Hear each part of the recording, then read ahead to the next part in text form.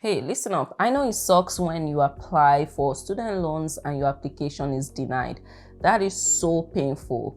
And I hope that doesn't happen to you again. And that's why in today's video, I'll be sharing with you things you can do to avoid your student loan application being declined again. So that's what I'll be sharing in today's video. We all know that painful experience of exploring other options, scholarships, other funding opportunities, they didn't work out. Now you want to take student loans and now the loan providers are like, nope, we can give you loans. So I'll talk about that in today's video and I'll tell you things that can help you avoid this horrible situation next time. Let's jump right into it.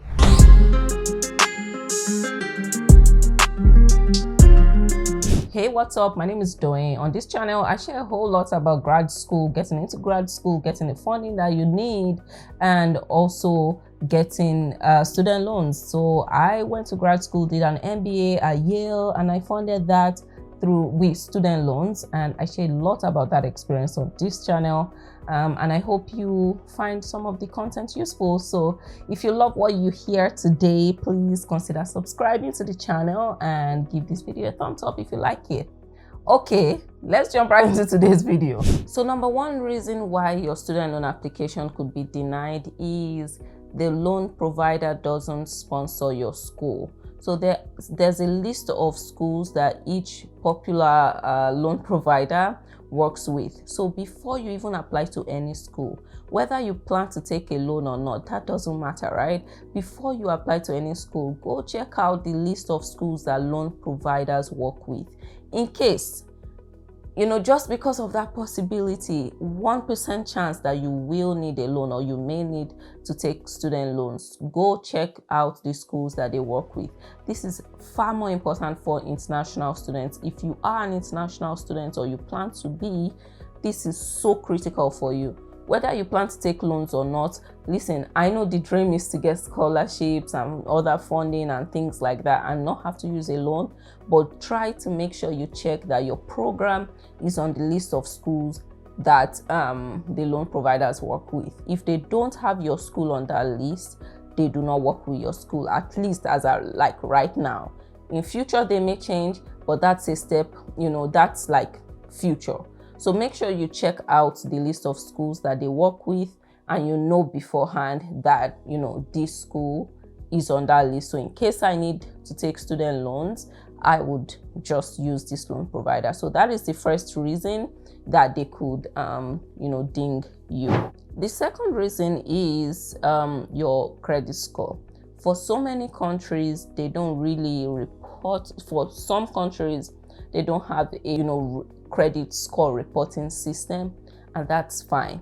That means when the loan provider or if the loan provider requests for your credit score, your credit report, it will mostly be blank, right? Things are fine. But if you live in a country where credit scores and credit reports are usually provided or created, make sure you maintain a good credit score. If you know you're going to be applying to schools in 2023, make sure you start repairing your credit score now. Start doing the right things, the right financial habits, so you can build up your credit score, so that by the time you apply for a student loan, that won't be a reason why you be rejected. Make sure you get your credit score high. But if you live in a country where that is not reported, that's fine. But I have one advice for you. Even if you live in a country where credit scores aren't reported, try to go ask for your credit report. In many countries, I think this could be the credit bureau or things or names like that. Just ask around for the credit bureau in your country and you will find it. Just get your own credit score before your credit report from them before you even need it. So another reason why your student loan application could be rejected is your field of study. Listen, let's not pretend, okay?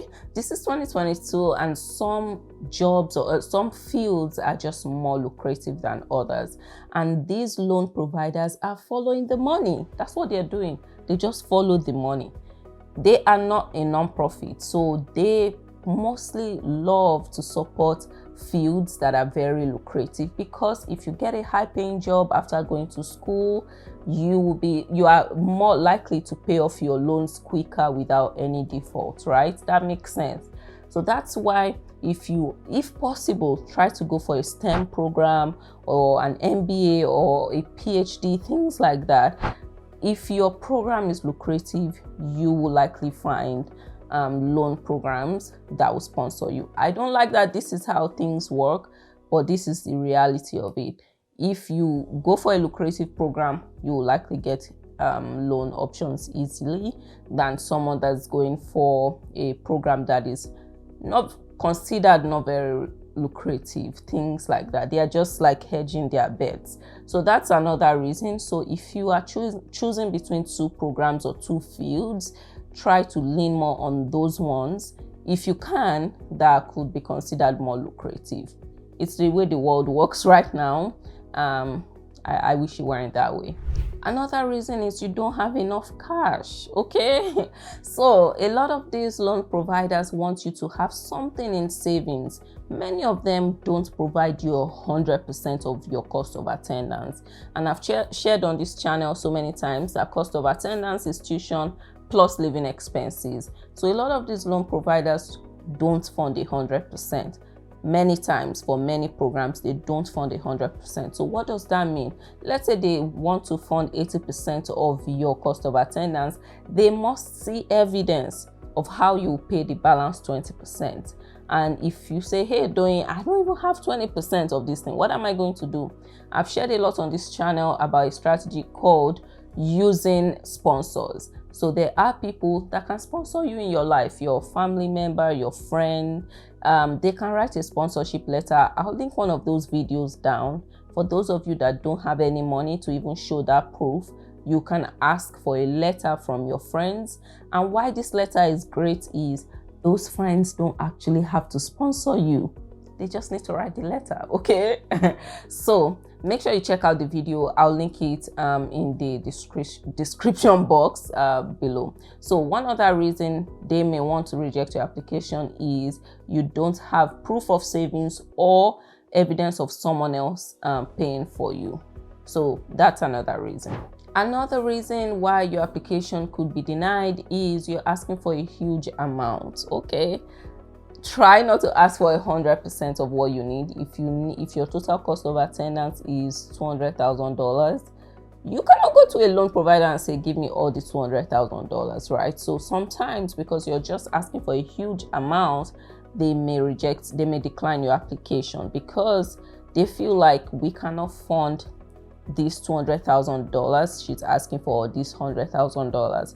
But if we give her half of it, there is no evidence of how she would find the balance half. So at the end of the day, it's not worth it. Let's decline her application, right? So that's another reason why they could decline your application. But one option that I know that funds a lot of international students and funds really good amounts for many international students going into expensive programs even is Prodigy Finance. And at this point, I've talked a lot about Prodigy Finance on this channel, but check them out. I have a link that takes you straight up to their site where you can just apply. It is free and simple, but I have so many videos on this channel where I also walk you through how to apply for a loan. Please check out those videos. And I have my laptop up in those videos and I shared with you exactly how to apply. So simple, but please watch the videos so you can use that as a guide. Okay, as always, if you have questions about student loans, you guys know I always do this like once a week, at some point once a month. I always do these regular student loan Q&A videos where I answer so many loan related questions. There's so much people don't know about taking student loans, and being someone that has lived through that experience, I'm happy to share my experience. So if you have any questions at all about student loans, anything, no stupid questions, as long as you don't know it and you've Googled it, you still can't figure it out, just ask me in the comments. So if you have any questions about student loans, about why your application was rejected before, about why your application may be rejected when you apply, just ask me so we can avoid that situation.